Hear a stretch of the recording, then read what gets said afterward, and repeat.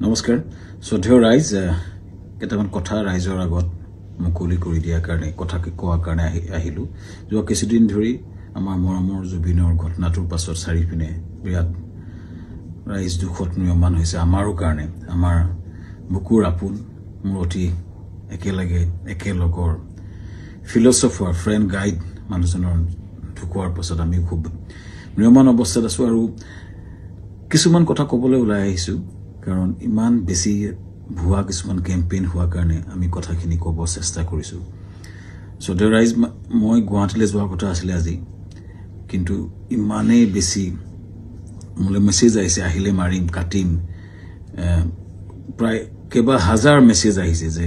গুৱাহাটীলৈ গ'লে কাটিম বুলি সেই প্ৰেক্ষাপটত যাব পৰা নাই সেই সময়ত খুব মন আছিলে গৰিমাৰ ওচৰত থিয় দিয়া মোৰ পৰিয়ালৰ নিচিনা মোৰ ভগ্নী গৰিমা বা দলটোৰ লগত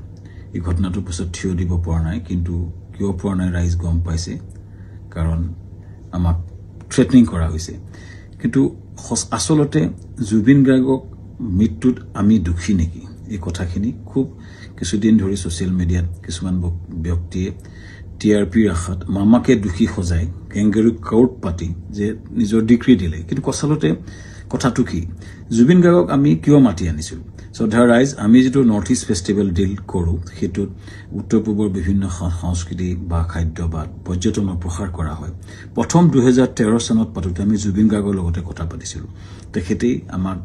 ব্ৰেণ্ড এম্বাসেডৰ হিচাপে গাইড কৰিছে যে মই সংযুক্ত থাকিম অনুষ্ঠানটো আমি একেলগে কৰিম টিভিত বা বিভিন্ন মিডিয়াত তেওঁ বহুবাৰ কৈছে যে শ্যামকানুৰ সৈতে মিলি আমি নৰ্থ ইষ্ট ফেষ্টিভেল পাতো দিল্লীত বা বিশ্বৰ বিভিন্ন ঠাইত তেওঁ নিজে ইয়াত সংপৃক্ত আছে বুলি বহু ভিডিঅ' আছে মই আপোনালোকক জনাম দেখুৱাম এই ব্যক্তিজন আমি যেতিয়া বাহিৰত অনুষ্ঠান যতে কৰো আমি তেখেতৰ পৰা আলোচনা কৰো আৰু যেহেতু আমাৰ ব্ৰাণ্ড এম্বাসেডৰ আৰু যেতিয়া আমি বিদেশত কৰিলো দুইবাৰ তেওঁ বেংককত গৈছিলে আৰু এইবাৰো যেতিয়া আমি ছিংগাপুৰত কৰিবলৈ গলো তেখেতক আমি কলো যে ছিংগাপুৰত কৰিব বিচাৰিছো সো আমি কলো এনেকৈ কৰিব আমাৰ গোটেই প্ৰগ্ৰামটো এনেকুৱা হ'ব তেখেতক কলো যে তুমি যাবা নেকি তেখেতে ক'লে যাম মই যাম মোৰ লগত মোৰ ভাতৃ সন্দীপনক লৈ যাম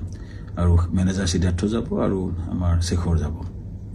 সো এনেকৈ ক'লে কোৱাৰ পাছত আমি পিছত আৰু গৰাকী সংগীত শিল্পীও আহিলে সো কোৱাৰ পিছত আমি আয়োজন কৰা প্ৰক্ৰিয়া আৰম্ভ কৰিলো আৰু প্ৰথম কথা শ্ৰদ্ধেয় ৰাইজ জুবিন গাৰ্গক মতাটো পাপ নহয় উত্তৰ পূব আটাইতকৈ ডাঙৰ অনুষ্ঠান নৰ্থ ইষ্ট ইণ্ডিয়া ফেষ্টিভেলত উত্তৰ পূব আটাইতকৈ ডাঙৰ যিজন সংগীত শিল্পী তেখেতক নিমন্ত্ৰণ কৰাটো যিহেতু আমাৰ ব্ৰেণ্ড এম্বাসেডৰো হয় আমাৰ লগত সংপৃক্ত হয় আৰু তেখেতক মতাটো পাপ কৰা নাছিলো এটো আমাৰ দায়িত্ব আছিল তেখেতক নিমন্ত্ৰণ কৰাটো তেখেত কিয় 17 তাৰিখে আহিলে এটো প্ৰশ্ন হৈছে তাৰ আগতে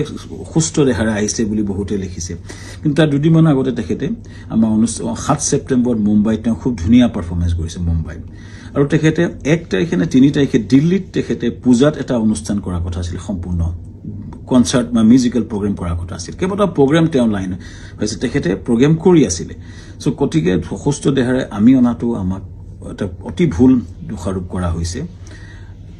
তৃতীয় কথাটো হৈছে তেখেতে 17 তাৰিখে এই কাৰণে আহিলে সিদিনা ডাইৰেক্ট ফ্লাইট আহিলে কাৰণ কলিকতা হৈ আহিলে বহুত দীঘলীয়া হয় 19 তাৰিখে আমাৰ অনুষ্ঠান আৰম্ভ হয় সো সেইকাৰণে 17 তাৰিখে গ্ৰুপ ফ্লাইটত তেওঁ আহিছিলে লগতে দলটো আহিছিলে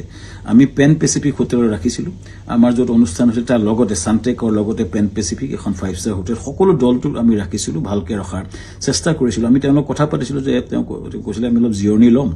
আৰু 20 তাৰিখে 19 তাৰিখে তেওঁ আৰম্ভণি অনুষ্ঠানত তেওঁ থাকিব আৰু 20 তাৰিখে তেওঁ দুটামান গান গাব ভূপেন হাজৰিকাৰ এটা ট্ৰিবিউট দিব এইটো আলোচনা আমাৰ হৈছিল পিছৰ 18 তাৰিখে দিনাখন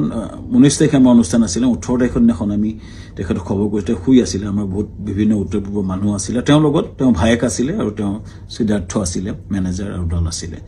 19 তাৰিখৰ দিনা ঘটনাটো ঘটিলে যেতিয়া আমাৰ সেইদিনাখন উত্তৰ পূৰ্বৰ বিভিন্ন মন্ত্ৰী বিষয়াৰ লগত আমাৰ এখন মিটিং চলি আছিল উদ্যমী সকলৰ লগত ছিংগাপুৰৰ মিটিং চলি আছিল যাতে আমি ৰাতিপুৱাই গৈছিলো তেতিয়া এই জাহাজৰ ঘটনাটো কথা মোক সিদ্ধাৰ্থ শৰ্মাই ফোন কৰিছিল 3:30 বজাত আমাৰ মিটিং আৰম্ভ হৈছিল 12:30 বজাত সো 11:30 মানতে মই সাংগ্ৰিলা হোটেলত গৈছিলো আৰু তাত 3:30 মান বজাত আমি গম পাইছিলো যে এনেকুৱা ঘটনা এটা ঘটিছে সিদ্ধাৰ্থ ফোন কৰিছিল কোত ঘটিছে কেনেকৈ ঘটিছে আমি একো গম পোৱা নাছিলো লগে লগে বহুখিনি তাকে লৈ বহু ফোন আহিছিল কিন্তু মই উত্তৰ দিব পৰা নাছিলো আসলতে ইমান ডাঙৰ ঘটনাটো আমাৰ মৰমৰ বুকুৰ আপোন মানুহজন এনেকুৱা ঘটনা ঘটিছে কথাটো আমাৰ কাৰণে এটা থটমটৰ নিচিনা হ'ল আৰু লগে লগে আমি দুটা ভাষাৰ লগত কথা পাতি তালৈ গলো আৰু ঘটনাটো হ'ল আৰু এই ঘটনাটোৱে সকলোকে মুখৰে মাত নাইকিয়া কৰিলে আৰু গম পাই লগলে আমাৰ অনুষ্ঠানটো বাতিল কৰা বুলি আমাৰ হাই কমিছনে নিজস্বভাৱে ঘোষণা কৰিলে আৰু অনুষ্ঠান তাতে বাতিল কৰা হ'ল তাৰ পিছতো কোনবাই উলিয়াইছে আমি প্ৰগ্ৰাম কৰি আছিলো বুলি কিন্তু আসলতে আমাৰ ভাৰতৰ ৰাষ্ট্ৰদূতে এটো ডিক্লেয়াৰ কৰিছিলে অনুষ্ঠানটো সম্পূৰ্ণ বাতিল কৰা হৈছিলে আৰু সেইটো পিছতো আমি টিমটোৰ লগত লাগি কেনেকে আমাৰ পাৰ্থিব শৰীৰটো গুৱাহাটীলৈ পঠাব পাৰি তাৰ লগত মই কাম কৰিছিলো সিদ্ধাৰ্থ লগত আমাৰ মৰ্গত আমাকে যাবলৈ দিয়া হৈছিলে সিদ্ধাৰ্থ আৰু সন্দীপন শেখৰৰ লগত আৰু তাৰ পিছতে কেম্পেইনটা আৰম্ভ হ'ল আমাৰ বিপক্ষে হেনা মই কৈ আছিলো যে মৰ্গলৈ যাওঁ বুলি কোনবাই হেতু মদ খাবলৈ যাওঁ বুলি এটা কেম্পেইন কৰিলে কোনবাই ক'লে যে শ্যামকান্ত মহন্তক মানে ধৰি হত্যা কৰিব লাগে এনেকুৱা ধৰণৰ কেম্পেইন আৰম্ভ হ'ল আৰু এটা ভয়ানক আমাৰ বিপক্ষে এটা কেম্পেইন শ্ৰদ্ধা ৰাইজ এটাই মই ক'ব খুজিছো যে আমি গোটেই প্ৰক্ৰিয়াটোত কোনো পদ্ধতি জড়িত নাছিলো য'ত ঘটনা ঘটিছিলে তাত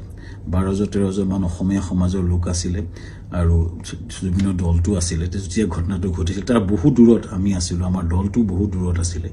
সো আমাক দোষাৰোপ কৰি এই প্ৰক্ৰিয়াটো কিয় কৰা হৈছে কেজমান ব্যক্তিয়ে ইচ্ছা কৰি এটা ডাঙৰ কেম্পেইন কৰি পেলাই আমাক বদনাম কৰাৰ বা হত্যা কৰাৰ প্ৰক্ৰিয়া যেটো কৰিছে শ্ৰদ্ধা ৰাইজ তাৰ এটা ন্যায় বিচাৰিছো এতিয়া এসআইটি হৈছে আমি খুব আদৰণি জনাম যি প্ৰশ্ন হয় উত্তৰ দিব বিচাৰিছো কাৰণ আমাৰ ফালৰ পৰা আমি ক'বলগীয়া কথাখিনি আমি কম আমি আদৰণি জনাইছো সঠিক তদন্ত হোক কিন্তু এই যেটো ঘটনা ঘটিছিলে জাহাজখনত বহু দূৰত আমি আছিলো আৰু আমাক এই ঘটনাটো সময়ত এই যিজন ব্যক্তি আছে তেওঁলোকে তাৰ কথা ক'ব পাৰিব কিন্তু আমাক এই ঘটনাটো সময়ত আমাক সম্পৰ্কে কোৱা আমাৰ একচুয়ালি আমি নাজানিছিলো কিন্তু এটা কথা হয় এই যেটো ঘটনা হ'ল এই ঘটনাটো আমাক সম্পূৰ্ণৰূপে বিধ্বস্ত কৰিছে আমাৰ জুবিন গাৰ্গ আমাৰ কাৰণে আছিলে সাহস জুবিন গাৰ্গ আমাৰ আছিলে ব্ৰেণ্ড এম্বাসেডৰ জুবিন গাৰ্গ আমাৰ অনুষ্ঠানটোৰ মূল হৃদপিণ্ড আছিলে হৃদপিণ্ডজন যোৱাৰ পাছত আমাৰ যি অৱস্থা হৈছে আমাৰ গোটেই দলটোৰ আমাৰ গোটেই বিধ্বস্ত অৱস্থা আমাৰ সকলোৰে আৰু ইয়াৰ পাছত যেটো আক্ৰমণ হৈছে আমাৰ পৰিয়ালৰ ওপৰতো আক্ৰমণ হৈছে ফেক ভিডিঅ ওলাইছে ফেক ফোন কল ভাইৰেল হৈছে ইমান জুবিন গাৰ্গে এই অনুষ্ঠানটো নিজৰ বুলি আগুৱাই লৈ গৈছিল তেওঁ অনুষ্ঠানটো গুৰুত্বটো বুজি পেলাই নিজকে আগুৱাই লৈছিল আৰু সেইজন ব্যক্তিৰ স্মৃতিত আমি বহু কৰিবলগীয়া আছে কিবা যদি জীৱনত কৰিব বিচাৰো জুবিনৰ স্মৃতিত নিশ্চিতভাৱে কৰিব বিচাৰিম কিন্তু এই যেটো অন্যায় হৈছে যেটো মিছা অপবাদ দিছে ন্যায় হোক চৰকাৰক বিচাৰিছো ন্যায় হোক আৰু আমিও ন্যায়ালয়ত যাব লাগিব আমাক দেখত আইন বুলি এটা বস্তু আছে যে মিছা অপবাদত আমাক যেটো কৰা হৈছে বা নিজৰ ঘৰলৈ যাব নোৱাৰা অৱস্থা হৈছে আমি নিশ্চিতভাৱে কিছুমান মানুহ উচতনি দি যেটো কৰিছে আমি ন্যায়ালয়ক নিশ্চিতভাৱে ক'ব লাগিব যে আমাক ন্যায় দিয়ক সুৰক্ষা দিয়ক আৰু ৰাইজৰ পৰা ন্যায় বিচাৰিছো চৰকাৰৰ পৰা ন্যায় বিচাৰিছো আৰু জুবিনৰ আমাৰ মহান শিল্পী আমাৰ মৰমৰ বুকুৰ আপোন মানুহজনৰ আত্মাই চিৰ শান্তি পাওক ৰাইজৰ পৰা আশীৰ্বাদ বিচাৰিছো ন্যায় বিচাৰিছো ধন্যবাদ